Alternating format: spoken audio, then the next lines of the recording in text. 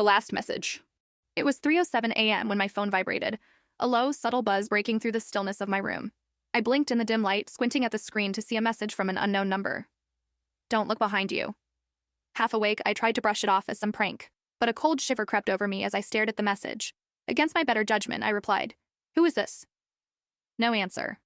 I set the phone down, trying to shake off the feeling crawling under my skin, but a few minutes later, it buzzed again.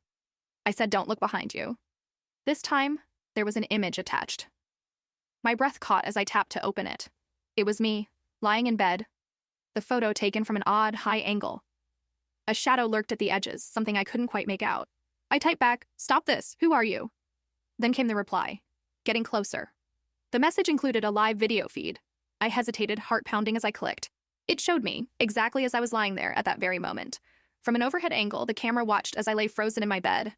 Then, slowly, something began to emerge from the darkness in the corner of the screen. A figure, barely visible, moving forward in jerky, unnatural shifts. I watched in horror as it drew nearer, its face coming into view. The figure wore a half smile, too wide, eyes that didn't blink.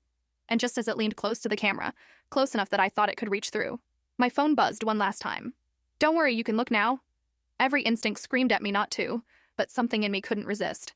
I lowered the phone, turning my head, and saw nothing. The room was empty. Silence, thick as fog, settled over me. But then I noticed there was something off about the silence. It felt alive, thick and pressing down on me. And then I heard it, a faint, shallow breathing. It wasn't mine. The breathing grew louder, falling in sync with each beat of my pulse. I clutched my phone, too afraid to look up or move. I wanted to run, but fear held me still, kept me listening to that rhythmic sound, circling me, filling the room. I don't know if I ever truly slept after that night. But every so often, in the dead of night, I still hear that breathing, rising from some dark corner of the room. Waiting. I never look.